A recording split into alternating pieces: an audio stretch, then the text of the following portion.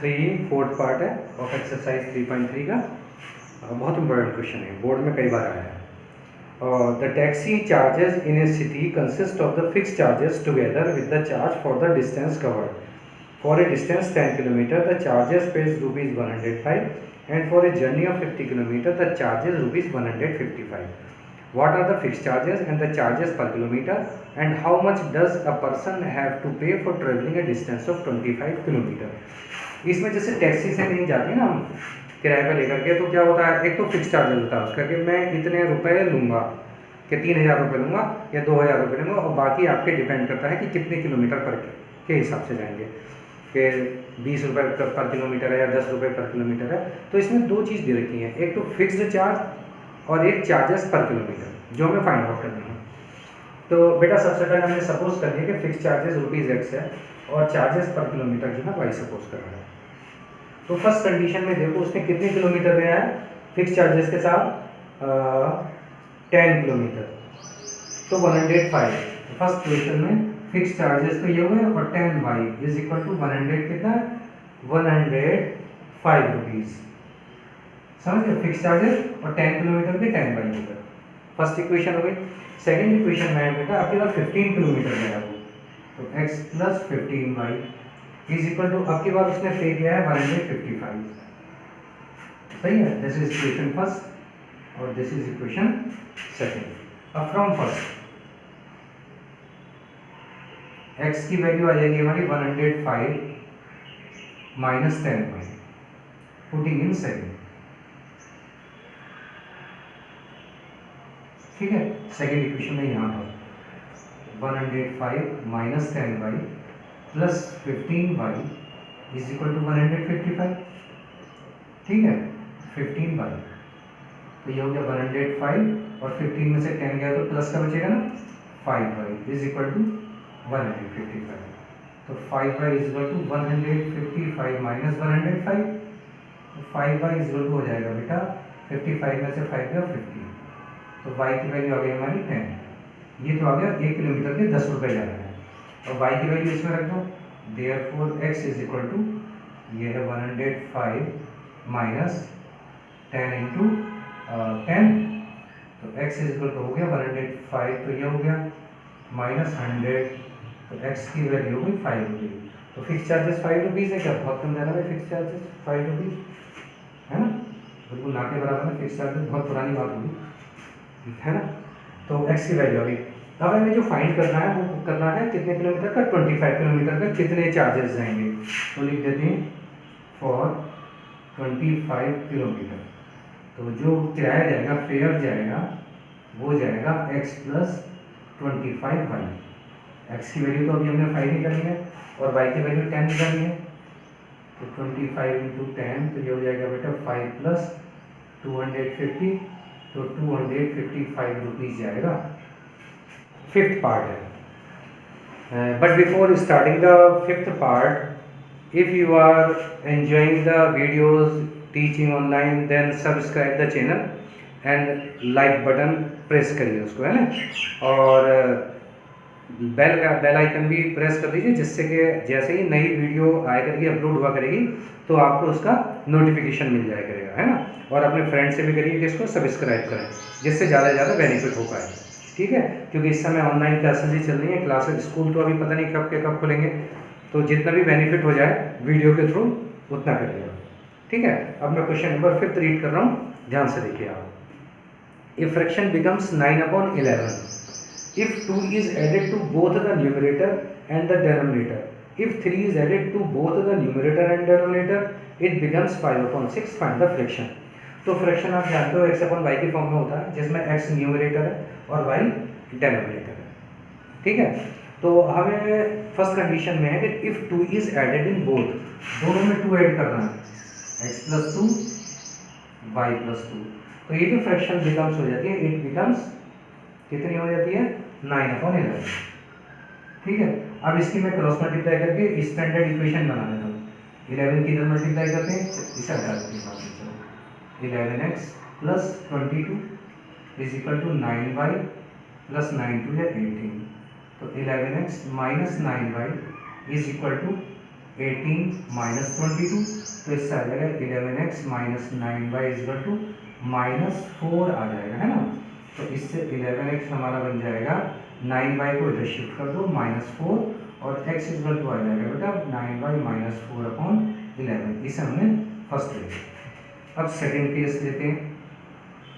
Second case में क्या add कर रहा है उसमें कि एडेड टू बोथ 3, अपना 3 ऐड करना है, तो x plus 3 upon y plus 3, दोनों में हमने 3 ऐड करना है, तो उसने कहा इट बिकम्स 5 अपॉन 6, 5 अपॉन 6। इसकी भी क्रॉस मल्टीप्लाई कर देते हैं बेटा, 6x प्लस 18 और 5 से इसमें करेंगे 5 प्लस 5 3 15, तो ये हो जाएगा 6x minus 5y is equal to 15 minus 18, तो 6x minus 5y is equal to बच जाएगा 15 में से 8 करा गया बेटा 18 गया, तो 3 बच जाएगा।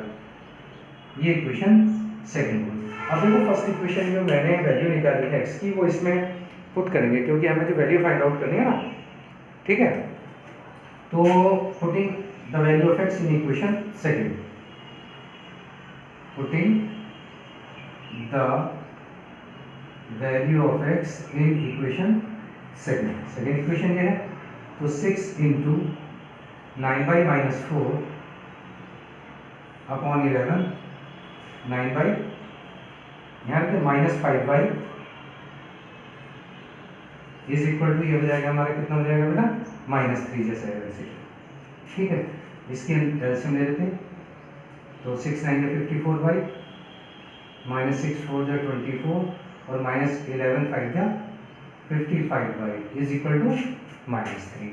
54 में से 55 जाएगा तो बेटा माइनस y बचेगा, क्योंकि नेगेटिव का है -55, माइनस 24 इज इक्वल टू 11 3 जा 33, तो minus y is equal to -33 plus 24 हो जाएगा, तो minus y is equal to कितना आ जाएगा बेटा -9, y कट माइनस से माइनस करके y की वैल्यू कितनी आ गई 9 आ गई, ठीक है। अब y की वैल्यू 9 हमें किस में रखनी है, यहाँ रखेंगे, putting in first, putting in first, तो ये हो जाएगा x is equal to 9 into 9, है ना, 9 इंटू 9 माइनस 4 अपॉन 11, तो 9 9 जा 81 माइनस 4 अपॉन 11 कितना बच जाएगा 77 अपॉन 11, तो ये आ जाएगा बेटा 7। तो जो हमारा फ्रैक्शन आ गया, क्या आ गया, x अपॉन y था ना, तो x upon y means 7 upon 9 आ गया, ये आंसर। वीडियो को पॉज करके आप इसको क्वेश्चन को नोट कर लीजिए। तो बेटा अब है क्वेश्चन नंबर इसका थर्ड का 6th पार्ट है, लास्ट पार्ट है इस क्वेश्चन का। 5 years hence the age of Jacob will be 3 times that of his son. 5 years ago Jacob's age was 7 times that of his son. What are their present ages? इसमें तो आप Jacob साहब हैं और उनके बेटे की बात चल रही है, तो दोनों की प्रेजेंट एज हमें बतानी है, और 5 साल बाद वाली दे रखी है उनकी और 5 साल पहले की दे रखी है। तो चलिए सपोज कर लेते हैं कि let the age of present age of Jacob is equal to x and present age of son is equal to y। अब इसमें कहा है 5 years hence, इसका मतलब 5 साल बाद, तो 5 साल बाद जैकब कितने साल के हो जाएंगे बताइए, x प्लस 5 ईयर्स के हो जाएंगे, 5 साल बड़े हो जाएंगे, और सन कितने ईयर्स के हो जाएंगे, y प्लस 5 के हो जाएंगे। अब अकॉर्डिंग टू क्वेश्चन उन्होंने कहा कि जैकब जो है 5 साल बाद विल बी 3 टाइम्स हो जाएंगे इसके, तो x plus y is equal to 3 multiply by son की एज में 3 से मल्टीप्लाई करना है, तभी इसके इक्वल हो जाएगा, तो x plus y is equal to 3 5 plus 15, तो x इज इक्वल टू हो जाएगा बेटा 3 5 प्लस 15 माइनस 5, तो x is equal to 3y plus 10, this is equation first. अब कहते हैं 5 years ago, तो 5 years ago तो आप जानते हैं 5 साल कम हो जाएगा, तो जैकब एज कितनी हो जाएगी,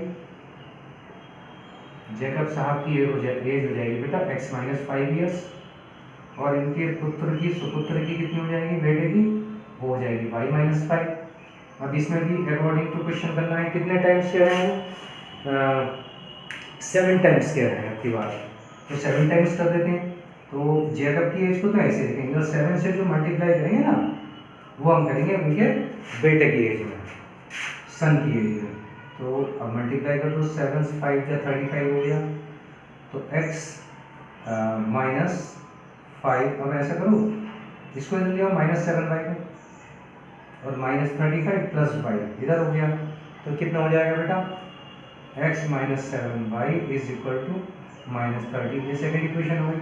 अब देखो मैंने फर्स्ट इक्वेशन से पहले की x की वैल्यू निकालनी है इन टर्म ऑफ y, तो putting this x is equal to 3y plus 10 in second equation, रख देता हूँ यहाँ पे, putting x is equal to 3y plus 10